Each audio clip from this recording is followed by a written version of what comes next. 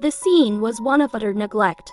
From the shadowy corner of a newly vacated property came a sound that chilled me to the bone, a tiny, strained whimper.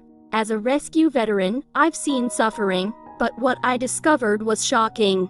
There lay a dog, a German shepherd we would later name Hercules, barely clinging to life. His body was a tapestry of neglect, covered in deep, weeping wounds, and his skeletal frame told a silent, agonizing story of prolonged starvation. "This is all torn up," I muttered, the sight overwhelming. We learned the backstory. The owners had left the city abruptly, neglecting to pay rent and, unforgivably, abandoning Hercules. They had simply written him off. Facing his fragile life, I knew the usual protocols wouldn't suffice. I looked at the old man who found him, who regretfully couldn't care for him, and said, "Forget the money, forget the difficulties. We must focus on saving this life." My first act was pouring 2 large bottles of water onto his matted fur, a desperate attempt to soften the dirt and harden discharge on the open wounds, knowing that without moisture, the skin would simply tear further. At the clinic, the initial assessment was grim. What we initially suspected was severe malnourishment was only the surface. After carefully shaving his coat, the true horror was laid bare. Every inch of Hercules was scarred. His hide was not just thin, it was pockmarked with abscesses and deep lacerations. "It's not just hunger," the vet confirmed, shaking her head. "There are maggots in the wounds, especially on his back and hindquarters." The sight of the creamy white larvae crawling in the festering flesh was a visceral punch to the gut. The skin had essentially turned into a breeding ground. His ribs and spine were unnervingly prominent. We could count every knob and bone. We collectively realized the depth of his ordeal. He hadn't just been neglected for days. This was weeks, maybe months, of slow, agonizing decay. But amidst the rot, his eyes held a stubborn flicker, a defiant will to survive. The turning point was his appetite. Despite the pain, the infections, and the extreme weakness, he could barely stand for more than a minute the first day. Hercules showed an incredible drive to eat. The veterinary team agreed. If he eats, he has a chance. His survival hinges on his ability to absorb nutrients. The first feeding was a tentative success, but by the next day, the change was dramatic. He lifted himself quickly and with more assurance. When the bowl was presented, he didn't just eat, he devoured the food. His enthusiasm was almost humorous given his size and condition. We watched with tearful relief as he finished one huge bowl, then another. "Look at him go," I exclaimed, proud of his fighting spirit. He ate a massive bowl, 3 pieces of meat. His recovery started not with medicine, but with nourishment. Eating wasn't just physical sustenance, it was a psychological victory. The vet confirmed, good nutrition is his best medicine now.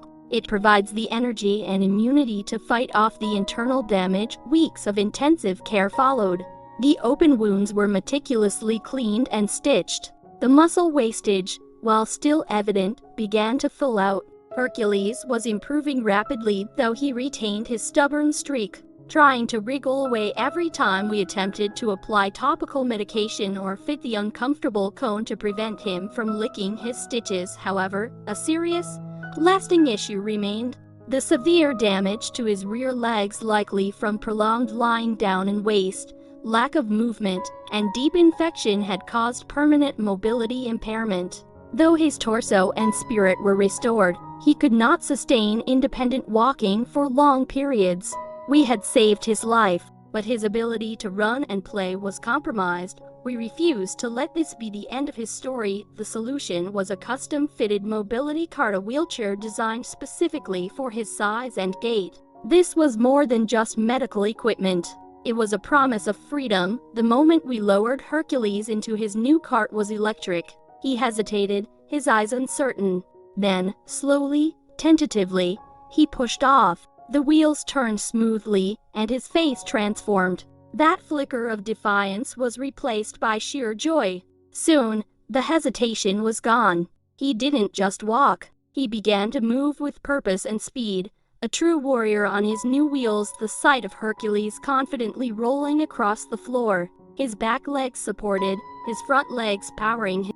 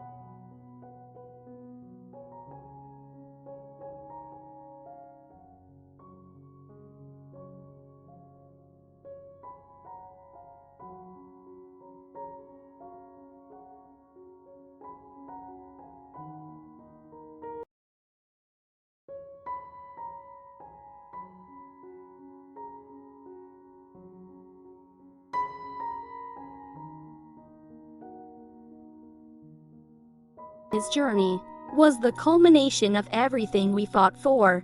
He had been abandoned to perish in filth and pain, but he emerged a symbol of resilience. Hercules' story is a profound testament. A disability is not a disqualification from a joyful life.